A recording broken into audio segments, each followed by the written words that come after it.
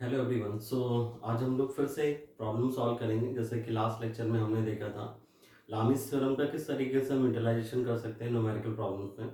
उसी के कंटिन्यूशन में हम एक और प्रॉब्लम सॉल्व करते हैं जहाँ पे हम लामिस के साथ साथ क्या करेंगे, फोर्सेस को रिजॉल्व कैसे कर सकते हैं उसके बारे में भी बात करेंगे, या इक्विलिब्रियम इक्वेशंस को यूटिलाइज करके हम कैसे किसी न्यूमेरिकल प्रॉब्लम को सॉल्व कर सकते हैं, वो हम आज के इस लेक्चर में देखेंगे।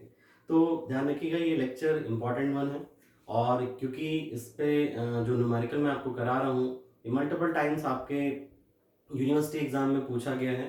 तो कह सकते हैं कि this one is the simplest numerical of this type. जिस टाइप का न्यूमेरिकल है उसमें सबसे सिंपल न्यूमेरिकल है, ठीक है ना।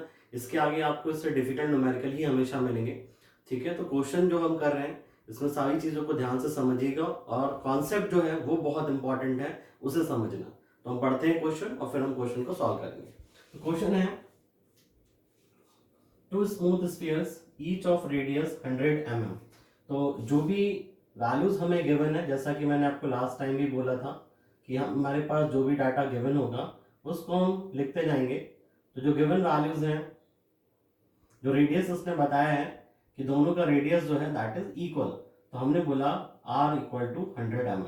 ध्यान रखिएगा रेडियस में भी डिफरेंट, दोनों के रेडियस अलग अलग भी हो सकते हैं, ऐसा भी हो सकता है। वेइंग 100 न्यूटन और उनका जो वेट है this is also given to us and this is 100 capital W equal to 100 newton. Rest in a horizontal channel. Horizontal channel का मतलब क्या है, ये जो दो वर्टिकल बॉल्स और साथ ही साथ हॉरिजॉन्टल मींस ये जो ग्राउंड है हमें दिख रहा है यहाँ पे दिस इज हॉरिजॉन्टल। अगर यही इंक्लाइंड हो जाए तो हम वहां पे हॉरिजॉन्टल नहीं बोलेंगे, ध्यान रखिएगा। इसके आगे आने वाले लेक्चर्स में उस तरीके के क्वेश्चन सॉल्व भी करेंगे। दिस इज हॉरिजॉन्टल चैनल और साथ ही साथ हैविंग वर्टिकल वॉल्स, जिसमें वर्टिकल वॉल्स भी हैं। The distance between which is 360 mm। आपको यहाँ पे दोनों वर्टिकल वॉल्स जो है इनके बीच की डिस्टेंस गिवन है। क्या यूटिलाइजेशन होता है इसका अभी क्वेश्चन में बात करेंगे। Find the reactions at the points of contact A B C and D as shown in figure. तो पॉइंट ऑफ कांटेक्ट कौन कौन से हैं, ये स्फीयर जो है हमने कुछ देर के लिए बोल देते हैं कि इसका जो सेंटर है दैट इज O1 और जो दूसरा स्फीयर है इसका सेंटर है O2। आप अपनी तरफ से भी कुछ डाटा जो है उसको जब न्यूमेरिकल सॉल्व कर रहे हैं तो वहां पे लिख सकते हैं। तो यहाँ पे अगर हम ध्यान से देखें तो ये स्फीयर जिसका सेंटर O1 है ये वर्टिकल वॉल के साथ पॉइंट 1 पे कांटेक्ट में है, साथ ही साथ पॉइंट O1 और O2 सेंटर वाले ये दोनों स्पेस आपस में एक दूसरे से कांटेक्ट बना रहे हैं। और साथ ही साथ यहाँ पे पॉइंट सी पर जो कह सकते हैं कि जो हॉरिजॉन्टल चैनल है वो O2 जिसका उस स्फीयर का जिसका सेंटर O2 है उसके साथ कांटेक्ट में है, और डी पॉइंट जो है O2 सेंटर वाले स्फीयर और दिस वर्टिकल वॉल जो है इसके बीच में है। ध्यान रखना चाहे वर्टिकल वॉल्स के साथ साथ आपको स्फीयर बोले या सिलेंडर बोले, उन सभी केसेस में क्या होगा आपका डायग्राम जो होगा वो आप क्रॉस सेक्शन एक तरीके से ड्रॉ कर रहे होंगे। क्योंकि जैसे मैंने प्रीवियस लेक्चर में भी बताया था कि हम थ्रू 2D में डील कर रहे हैं तो हमें वहां पे 2D में क्या दिखाई देगा, एक सर्कल के फॉर्म में वो दोनों चीजें दिखाई देंगी। तो हम सॉल्व करते हैं उस न्यूमेरिकल के लिए। तो सबसे पहला काम हमारा होता है दोनों ही स्पेस का फ्री बॉडी डायग्राम ड्रॉ करना, ठीक है। कैसे ड्रॉ कर सकते हैं दोनों स्पेस का फ्री बॉडी डायग्राम, ध्यान रखिएगा। इस तरीके के क्वेश्चन जब भी हम सॉल्व करेंगे, चाहे 2 स्फीयर हो, 3 स्फीयर हो, 4 हो, कितने भी रखे हो, तो सपोज करो आपको इस चैनल को खाली करना है, ठीक है। जैसे किसी बॉटल में हमने कुछ स्टोन्स रख रखे हैं, ग्लास में रख रखे हैं और हमें उन्हें बाहर निकालना है, तो ऐसा तो नहीं कर सकते हम सबसे नीचे वाले स्टोन को सबसे पहले बाहर निकाल लें। तो जैसे हम 1 बाय 1 पिक करेंगे ऊपर की तरफ से स्टोन्स को और उसे खाली करेंगे, उसी सेम मेथड की अकॉर्डिंग आप ध्यान रखिए कि इसमें वो स्फीयर जो सबसे ऊपर हमें दिखाई देगा उसको हम सबसे पहले निकालेंगे, फिर उसके बाद बाकी स्फीयर्स, ठीक है। और जैसे जैसे ये पूरा स्फीयर खाली हो जाएगा, आपका चैनल जो खाली हो जाएगा उस हिसाब से आपका क्वेश्चन जो है पूरा कंप्लीटली सॉल्व भी हो जाएगा।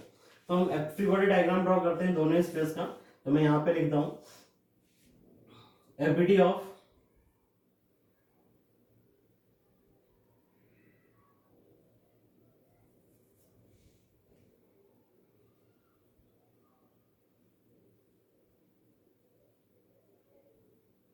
स्फीयर्स।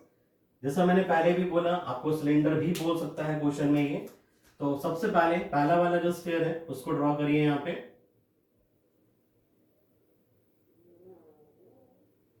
और दोनों ही स्फीयर्स जो है वो आइडेंटिकल है, तो कोशिश करिए कि थोड़ा आइडेंटिकल है जो वो आइडेंटिकल ही दिखाई दे हमें।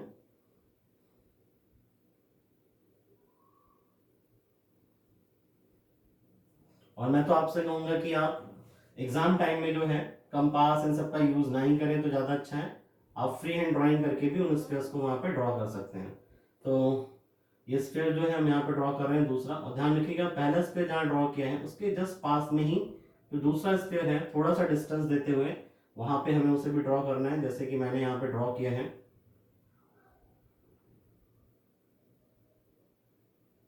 ये स्फीयर थोड़ा सा बड़ा हो गया है, ठीक है। तो आप ध्यान रखिएगा क्योंकि एक बार कर्व जैसे बनता चला जाता है हाथ से उतना आसान होता है। इस स्फीयर को भी थोड़ा सा एनलार्ज करके बना देता हूँ ताकि हमें जो समझने में है वो आसानी रहे। तो हमने एक डिस्टेंस लेके थोड़ा सा स्फीयर को भी ड्रॉ किया।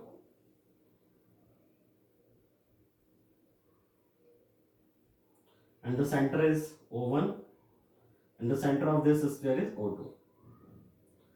अब जितने भी कॉन्टेक्ट पॉइंट्स हैं, जैसे मैंने लास्ट क्लास में भी आपको बताया था, उन सारे कॉन्टेक्ट पॉइंट्स को, ठीक है ना, वहां पे मार्क करिए और सभी जगह पे वर्टिकल और हॉरिजॉन्टल जहां कहीं पे भी जो भी दिख रहे हैं वो सारे कॉन्टेक्ट पॉइंट पे डॉटेड लाइन से जो कॉन्टेक्ट्स हैं उनको ड्रॉ करिए। तो ये ए पॉइंट हो गया, और साथ ही साथ यहाँ पे हॉरिजॉन्टल से जो O2 वाला स्फीयर है ये सरफेस के साथ कांटेक्ट में है, और ये पॉइंट जो है उसका नाम है यहाँ पे सी। इन द सेम वे यहाँ पर कहीं ये पॉइंट डी है, वर्टिकल वॉल के साथ में O2 स्फीयर जो है वो कांटेक्ट बना रहा है, तो हमने क्या किया यहाँ पे, वहां पे भी डॉटेड लाइन ड्रॉ कर दी। अब देखिए यहाँ पे जो ये पॉइंट बी है, इस पॉइंट बी पर हम एक कॉन्टेक्ट जो पॉइंट है वहां पे कॉमन टेंजेंट ड्रॉ करते हैं दोनों स्फीयर्स के लिए, और वो कॉमन टेंजेंट जो होगी आपको यहाँ पे भी दिखाई देगी। तो जैसे मैंने बोला ये पॉइंट आपका बी है, ऐसे हमने इसके जस्ट ऑपोजिट डायरेक्शन में यहाँ पे भी पॉइंट बी बनाया, और जो टेंजेंट है वो हम यहाँ पे ड्रॉ करते हैं। और ये कॉमन टेंजेंट जो है, ध्यान रखिएगा आप दोनों ही स्फीयर्स जो है वहां से आपको दिखाई देगी। दोनों ही स्फीयर्स पे जब हम फ्री बॉडी डायग्राम बना रहे होंगे तो दोनों पे अलग अलग दिखाई देगी, जबकि हमने बोला है कि ये क्या है, कॉमन टेंजेंट है। तो कॉमन का मतलब क्या है कि हम दोनों ही स्पेस पे उसको दिखा सकते हैं। This point is B and this is also point B. तो हमें ये सारे रिएक्शन फोर्सेस जो है पॉइंट ए बी सी उनसे लगने वाले बताने हैं। तो हम यहाँ पे फ्री बॉडी डायग्राम के लिए सबसे पहले जो ओवन स्फीयर है इसका वेट जो है उसको डाउनवर्ड डायरेक्शन में इसका कंपोनेंट ड्रॉ करते हैं। This is capital W. ध्यान रखिएगा कोई भी ऑब्जेक्ट क्यों ना उसका वेट हमेशा वर्टिकली डाउनवर्ड डायरेक्शन में ही हम उसको क्या करते हैं, ड्रॉ करते हैं। In the same way point A से मिलने वाला रिएक्शन फोर्स जो है वो कुछ इस तरीके से होगा, और सेंटर से पास करता हुआ हमें दिखाई देगा, और इस वॉल के साथ में या कॉन्टेक्ट सरफेस के साथ में क्या बना रहा होगा, 90 डिग्री का एंगल। जैसा कि मैंने बताया भी कि हमेशा रिएक्शन फोर्सेस क्या होंगे, वो कॉन्टेक्ट सरफेस के परपेंडिकुलर रहेंगे। In the similar way point B जो है, इससे अगर आप इस कॉमन टेंजेंट पे परपेंडिकुलर ड्रॉप करते हुए अगर हम वहां पे उस रिएक्शन को रिप्रेजेंट करें तो रिएक्शन कुछ इस तरीके से हमें दिखाई दे रहा होगा, and we have written this as R B. और यहाँ पे 90 डिग्री जो है इसको कंप्लीट कर दीजिए। अब ध्यान रखिएगा और कोई फोर्स हमारे पास यहाँ पे नहीं है, तो हमें करना क्या है, जैसे मैंने आपको लास्ट क्लास में भी बताया था कि जहां कहीं पे भी ये सारे फोर्सेस हमें कंकरेंट दिखाई दे रहे हैं, यानी कि स्फीयर 1 का, या कह सकते हैं कि इस स्फीयर का जो सेंटर है O1 उस पर ये सारे स्फीयर्स सारे फोर्सेस क्या है, कंकरेंट है। तो उसी जगह पे हमने एक वर्टिकल डॉटेड लाइन और हॉरिजॉन्टल डॉटेड लाइन बना दी। अगर फोर्सेस के थ्रू कंप्लीट हो रही है तो ठीक है, नहीं होती है तो हम उसे अपनी तरफ से डॉटेड बना सकते हैं, जैसे मैंने यहाँ पे बनाई। इन द सेम वे अब हम नेक्स्ट स्फीयर पे आते हैं। तो सबसे पहले एक्शन रिएक्शन जो न्यूटन्स थर्ड लॉ उसके अकॉर्डिंग जो फोर्सेस लगे थे, जैसे जो स्फीयर ये जो है O2 सेंटर वाला, इसने एक रिएक्शन जो है इसको दिया आरबी। ये रिएक्शन फोर्स जो है हमें वापस यहाँ पे इस तरीके से मिल रहा होगा, और हमने यहाँ पे लिखा है इसको that this is R B, capital R B के equal. In the similar way इसका वेट जो होगा वर्टिकली डाउनवर्ड डायरेक्शन में ऐड कर रहा होगा, तो हमने उस वेट को भी यहाँ पे डिनोट किया that this is capital W and this is 100 Newton.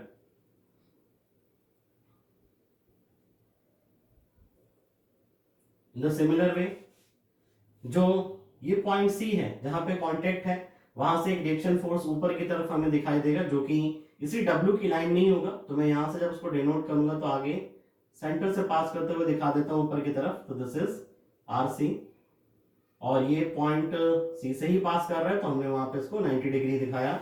और साथ ही साथ जो पॉइंट डी है, यहां से एक रिएक्शन फोर्स और कांटेक्ट सरफेस के परपेंडिकुलर ठीक है, हॉरिजॉन्टल डायरेक्शन में ऐड कर रहा होगा।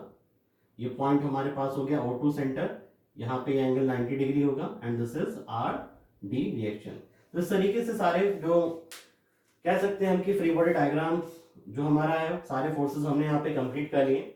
अब ध्यान से देखिए ये जो रिएक्शंस हमें मिल रहे हैं कैसे मिल रहे हैं, अगर ये स्फीयर्स जो है वेटलेस हो जाएं, ठीक है, तो हमें रिएक्शन फोर्सेस जो है वो शायद यहाँ पे नहीं मिलेंगे इतनी आसानी से।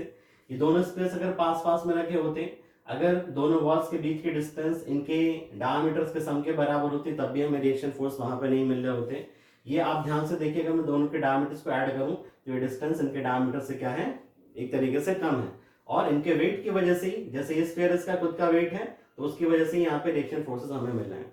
अब कभी भी अगर रिएक्शन फोर्सेस में थोड़ा कंफ्यूजन आपको दिख रहा हो तो आपको करना क्या है कि हमें, जैसे ये वर्टिकल वॉल अगर मैं इसको हटा दूं यहाँ से तो ये स्फीयर क्या करेगा, ऐसे लुढ़क जाएगा, ठीक है ना, राइट वर्ड डायरेक्शन में ऐसे रोल करने की कोशिश करेगा। तो ये वॉल क्या कर रही है, इसको एक रिएक्शन यानी कि एक फोर्स प्रोवाइड कर रही है हॉरिजॉन्टल डायरेक्शन में, जिससे ये आगे ना रुके। इसी तरीके से अगर मैं नीचे वाले स्पेस को थोड़ी देर के लिए बाहर निकालने की कोशिश करूं तो ये स्फीयर नीचे की तरफ आएगा। नीचे की तरफ आने से रोकने के लिए यहाँ पे क्या है, ये स्फीयर है, यानी कि यहाँ से एक रिएक्शन फोर्स मिल रहा होगा। इन द सिमिलर वे अगर मैं नीचे वाले सरफेस को हटा दूं तो इस पर नीचे गिरने लगेगा, यानी कि इसको रोकने के लिए क्या है, वर्टिकली अपवर्ड डायरेक्शन में रिएक्शन फोर्स है। इन द सेम वे अगर मैं इस वर्टिकल वॉल को हटाऊं तो इस पे ये अरेंजमेंट क्या, ये बाहर लुढ़कने लगेगा, ये नीचे आने लगेगा। जाहिर सी बात है ये वर्टिकल वॉल भी इसको क्या कर रही होगी, एक रिएक्शन प्रोवाइड कर रही होगी। तो इस तरीके से भी हम रिएक्शन फोर्सेस जो हैं उनको यहाँ पे देख सकते हैं।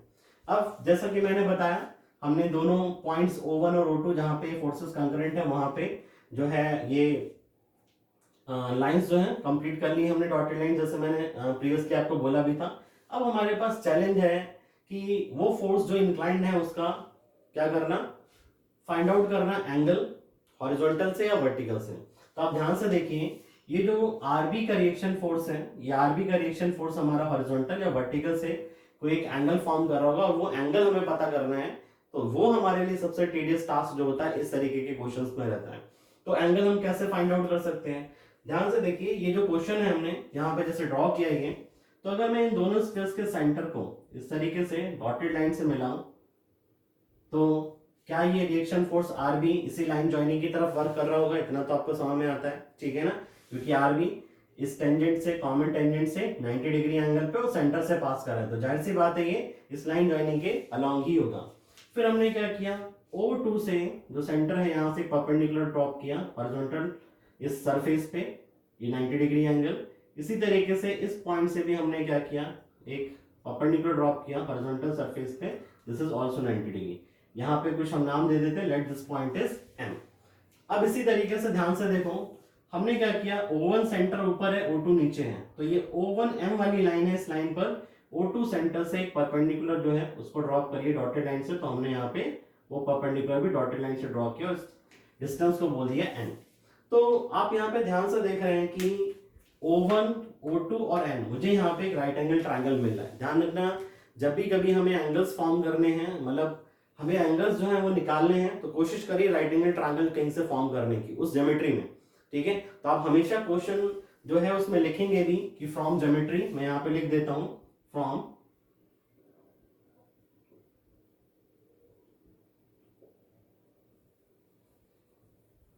यहां लिखता हूं फ्रॉम ज्योमेट्री ऑफ फिगर, जो फिगर है उसकी ज्योमेट्री से हम बात कर रहे हैं, ठीक है। तो थोड़ी देर के लिए मैं यहाँ पे कुछ चीजें मार्क कर रहा हूं, अब ध्यान से समझिए। क्या ये जो डिस्टेंस हमने यहाँ पे लिखी है इस कॉर्नर से, इस वर्टिकल वॉल से, क्या ये डिस्टेंस इस स्फीयर के रेडियस के बराबर होगी या नहीं, ठीक है। तो हमारा आंसर होगा यस। आप ध्यान से देखिए, ये वर्टिकल डिस्टेंस है। इन द सेम वे ये जो वैल्यू है this is also equal to the radius of the sphere, ठीक है। जो ये वाला स्फीयर है उसके रेडियस के बराबर ही डिस्टेंस होगा, तो we have also written this here small r value, ठीक है ना। आप जैसे यहाँ पे परपेंडिकुलर ड्रॉप करेंगे तो रेडियस, ऐसे यहाँ पे भी वैल्यू किसके इक्वल आ जाएगी, रेडियस के इक्वल। अब ध्यान से देखिए यहाँ पे क्या मैं ये cm जो है डिस्टेंस, इसको फाइंड आउट कर सकता हूँ।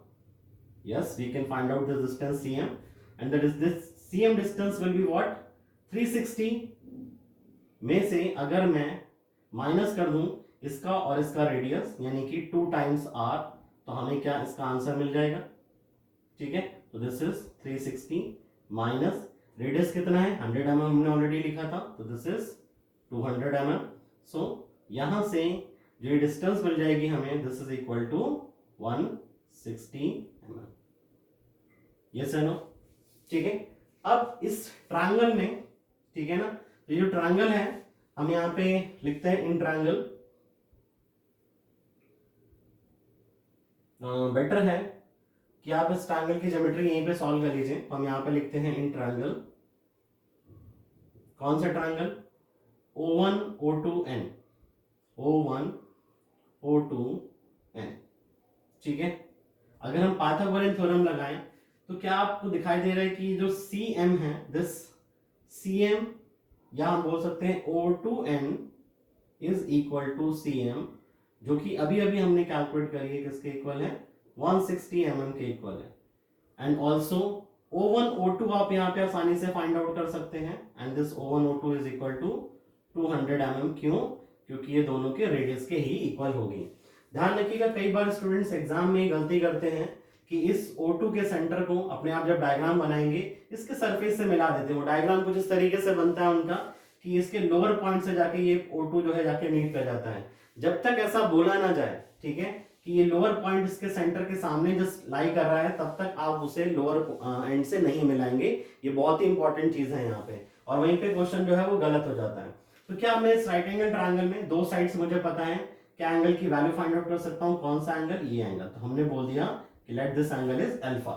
तो we can write this as, ये पता है हमें, यानी कि बेस और ये हाइपोटेन्यूज हो गया। तो we can write down the relation cos alpha equal to base upon hypotenuse, यानी कि O2N divided by O1 O2, ठीक है ना। वैल्यू पुट करिए यहाँ पे, तो दिस इज 160 डिवाइडेड बाय 200, और जब आप इसे सॉल्व करेंगे आप अल्फा की वैल्यू यहाँ से आपको मिलेगी। मैं सॉल्व करता हूँ आपके सामने, तो आई हैव कैलकुलेटर, तो हम यहाँ से सॉल्व करते हैं। तो cos इनवर्स हमें लेना है, and cos inverse of what? 160 upon 200, तो 160 डिवाइडेड बाय 200, ठीक है। तो दिस इज 36.86 या 87 आप बोल सकते हैं, क्योंकि 36.869 आ रहा है, तो हम 2 प्लेसेस तक राउंड ऑफ करके रखते हैं। तो this is 36.87 degree is the angle. तो ये हमारे लिए एंगल है जिसकी जरूरत पड़ेगी क्वेश्चन में, तो ये हमने यहाँ पे कैलकुलेट किया, ठीक है। इसी तरीके से अब ध्यान से देखिए, ये अल्फा जब हमें मिल गया, तो क्या ये एंगल यही एंगल नहीं है अल्फा, जो मैंने फ्री बॉडी डायग्राम में डिनोट किया अल्फा, ठीक है। वर्टिकली ऑपोजिट एंगल से, ठीक है, क्या हो जाएगा? ये एंगल भी हमारे पास अल्फा के इक्वल ही हमें मिलेगा। तो अब हम आसानी से जो है क्वेश्चन को सॉल्व कर सकते हैं। आप ध्यान से देखिए, जो फर्स्ट वाला फिगर है यहाँ पे, इस फर्स्ट फिगर में आप ध्यान से जब सॉल्व करेंगे इसको, ये जो फ्रॉम ज्योमेट्री ऑफ फिगर जो मैंने यहाँ पे लिखा है, आप इसको यहां पे लिख सकते हैं। यहां इसको मेंशन कर देता हूं, फ्रॉम ज्योमेट्री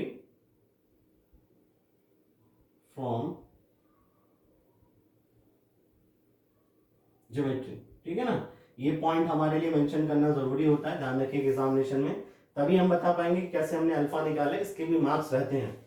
तो आप ध्यान से देखो, ये जो फर्स्ट स्फीयर है इसका सेंटर O1 है, तो क्या मैं यहाँ पे लामिस थ्योरम लगा सकता हूँ? यस या नो?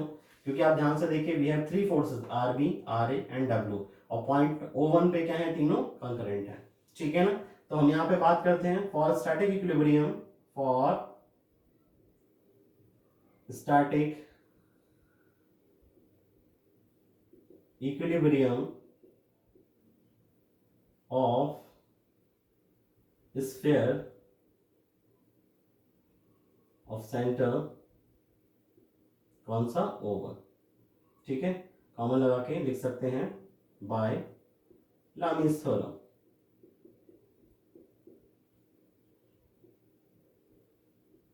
जब हम इसमें लामिस लगाएंगे तो ध्यान से देखिएगा, RA हमें नहीं पता है, तो हमने लिखा RA divided by other two forces के बीच का एंगल ये रहा 90 प्लस अल्फा, तो this is sine 90 plus alpha का मतलब यहाँ पे 90 प्लस 36.87, यानी कि ये हो जाएगा हमारा 126.87 degree.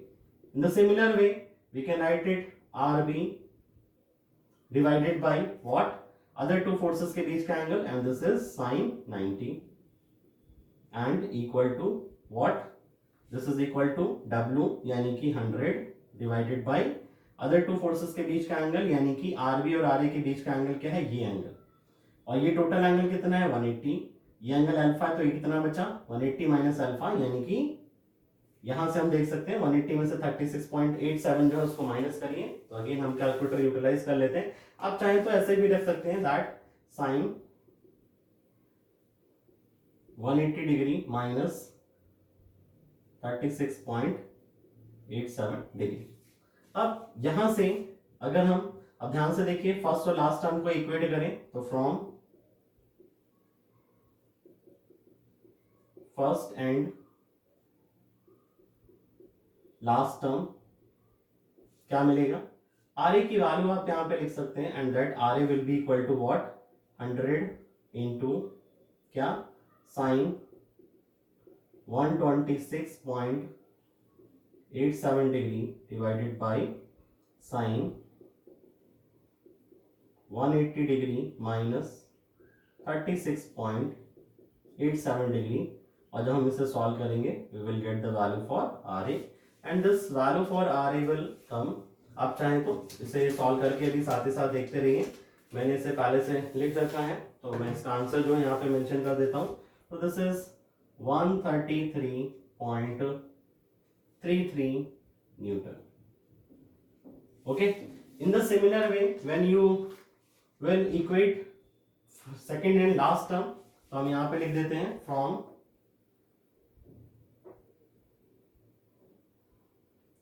Second and last term क्या हो जाएगा, RB इक्वल टू, यहां से जब सॉल्व करेंगे तो RB की वैल्यू मुझे मिल जाएगी and this is 100 into sine 90 degree divided by sine 180 minus 36.87, और फाइनली जब हम इसे सॉल्व करेंगे वी विल गेट RBS, तो RB हमें मिल रहा है ये 166.67 न्यूटन।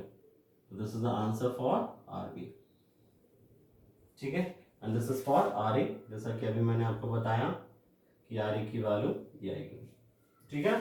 तो दो रिएक्शंस तो हमें मिल गए। अब हम आते हैं इस वाले स्फीयर पे जो सेकंड स्फीयर है, जिसका सेंटर क्या है O2 है, ठीक है ना। तो हम यहाँ पे लिखते हैं फिर से for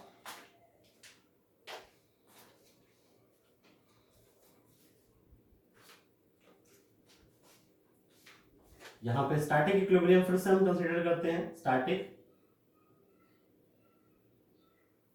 equilibrium of sphere of centre, कौन सा सेंटर है हमने माना उसे O2, ठीक है। जब आप इसे सॉल्व करेंगे तो यू विल गेट, अब देखिए ध्यान से यहाँ पे ये क्वेश्चन जब आप इसका फ्री बॉडी डायग्राम देखेंगे तो वी हैव 4 फोर्सेस, पहला फोर्स ये रहा, दूसरा फोर्स W, तीसरा फोर्स RB और चौथा फोर्स RC, जिनमें अब देखिए 4 फोर्सेस हम यहाँ पे हैं तो हम यहाँ पे लामीज अप्लाई नहीं कर सकते, तो मेरे पास अब एक ही तरीका बचता है कि मैं फोर्सेस को रिजॉल्व करूं और फिर से सॉल्व करूं। तो कैसे सॉल्व करेंगे, सबसे पहले हम हॉरिजॉन्टल डायरेक्शन में जो इक्वेशन है वो लिखते हैं, यानी कि जो इक्विलिब्रियम इक्वेशन है, कौन सी इक्विलिब्रियम इक्वेशन, कंकरेंट फोर्सेस तुमको सॉल्व करने के लिए आपको याद होगा मैंने इस एक लेक्चर में इन दोनों इक्वेशंस के बारे में बताया था। तो पहली इक्वेशन क्या होती है उसमें समेशन fx इक्वल टू 0, और हम यहाँ पे ब्रैकेट में हमेशा क्या करेंगे साइन कन्वेंशन को मेंशन करके चलेंगे, दिस इज ओरिजिन, ओरिजिन के राइट साइड में जितने फोर्सेस इंडिकेट कर रहे होंगे मतलब जिनका डायरेक्शन क्या होगा राइट वाले डायरेक्शन में वो पॉजिटिव, और जिनका लेफ्ट साइड में डायरेक्शन होगा वो सारे क्या होंगे नेगेटिव, यानी कि पॉजिटिव एक्स एक्सिस और नेगेटिव एक्स एक्सिस को हम यहाँ पे इंडिकेट कर रहे हैं। अब देखते हैं, देखिए यहाँ पे ध्यान से, ये जो RD का फोर्स है पॉइंट O पर, ठीक है, ये क्या कर रहा है हॉरिजॉन्टल डायरेक्शन में है डायरेक्टली, तो यहाँ पे इंप्लाइज का सिंबल हमेशा लगाइए, तो दिस इज RD। फिर ये RB का एक कंपोनेंट मिलेगा, RB का कंपोनेंट कैसे cos अल्फा में, और किधर इंडिकेट कर रहा होगा इधर नेगेटिव डायरेक्शन में, तो माइनस साइन के साथ में RB into cos of alpha, ठीक है ना ये वैल्यू, और कोई फोर्स हमें दिख रहा है हॉरिजॉन्टल डायरेक्शन में नहीं है, and this is equal to 0। जब आप इसे सॉल्व करेंगे वैल्यू पुट करके, आर बी हमने कैलकुलेट किया है, देखिए ये रहा, और अल्फा की वैल्यू हमें पता ही है 36.87, और जब आप यहाँ पे पुट करके आर डी की वैल्यू निकालेंगे तो this R D will be 133.33 Newton. ठीक है, तो इस तरीके से हमने आर डी जो आंसर है वो भी यहाँ पे कैलकुलेट किया। इन द सिमिलर वे ध्यान रखिएगा, अब हम बात करते हैं वर्टिकल डायरेक्शन में फोर्सेस को बैलेंस करते हैं, तो summation F Y equal to 0। जैसे मैंने आपको याद होगा उस लेक्चर में लिखाया था कि वर्टिकल डायरेक्शन में फोर्सेस को बैलेंस करें, उतना सब कुछ लिखने की जरूरत नहीं, आपने अगर ये मेंशन कर दिया है तो इसका मतलब ही है कि आप वर्टिकल डायरेक्शन में फोर्सेस को बैलेंस कर रहे हैं। लेकिन आपको ये चीज हमेशा मेंशन करने की जरूरत पड़ेगी कि आपने साइन कन्वेंशन जो है वो क्या कंसीडर किया है, ताकि सामने वाला जो है वो कंफ्यूज ना हो। तो यहाँ पे हम बात करते हैं वर्टिकल डायरेक्शन में फोर्सेस को बैलेंस करने के लिए, तो ऊपर की तरफ हमें क्या दिख रहा है, R C with the positive sign, तो यहाँ पे इंप्लाइज का सिंबल लगाइए और लिखिए आरसी, और फिर डाउनवर्ड डायरेक्शन में W, तो माइनस साइन के साथ क्या हो गया W, यानी कि 100, और इस RB का एक कंपोनेंट वर्टिकली डाउनवर्ड डायरेक्शन में। मैंने आपको बताया था कि पेन का यूटिलाइजेशन करके भी आप क्या कर सकते हैं, कंपोनेंट कर सकते हैं। इस पॉइंट पर इस पेन को इधर घुमाइए तो cos अल्फा, इधर घुमाएंगे sin अल्फा, और इधर इसका पॉइंटर जिधर इंडिकेट कर रहा होगा वही इस फोर्स के लिए साइन हो जाएगा, यानी कि माइनस साइन के साथ में RB sine this is alpha, और कोई फोर्स नहीं है, इक्वल टू 0। और यहां से जब हम सॉल्व करेंगे we will get the value for RC as 200 Newton, this is 200 Newton. तो इस तरीके से हमने जितने भी कांटेक्ट पॉइंट है उन सभी पे रिएक्शन फोर्सेस हैं उनको यहाँ पे कैलकुलेट किया। जैसा मैंने पहले भी बोला कि ये सिस्टम दो स्पेस का भी हो सकता है, तीन का भी हो सकता है, दोनों स्पेस आइडेंटिकल भी हो सकते हैं, अनआइडेंटिकल भी हो सकते हैं। ठीक है, तीन स्पेस है तो तीनों अनआइडेंटिकल हो सकते हैं, तीनों आइडेंटिकल भी हो सकते हैं, ये चीज आपको ध्यान में रखनी है। तो ये हमने सारे फोर्सेस जो हैं रिएक्शन फोर्सेस को कैलकुलेट किया, दीज आर आवर आंसर्स। वहीं पे आप ध्यान रखिएगा, आप नीचे की तरफ एक लाइन में मेंशन कर सकते हैं कि that the reaction forces at point this and this are RA equal to this, RB equal to this, RC equal to this and RD equal to this respectively.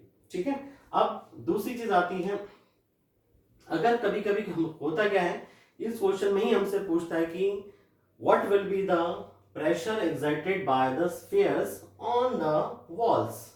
ठीक है, या what will be the pressure exerted by the walls on the spheres. ये दोनों reverse में भी पूछा जा सकता है, यानी कि by the space on the wall भी आपसे पूछ सकता है।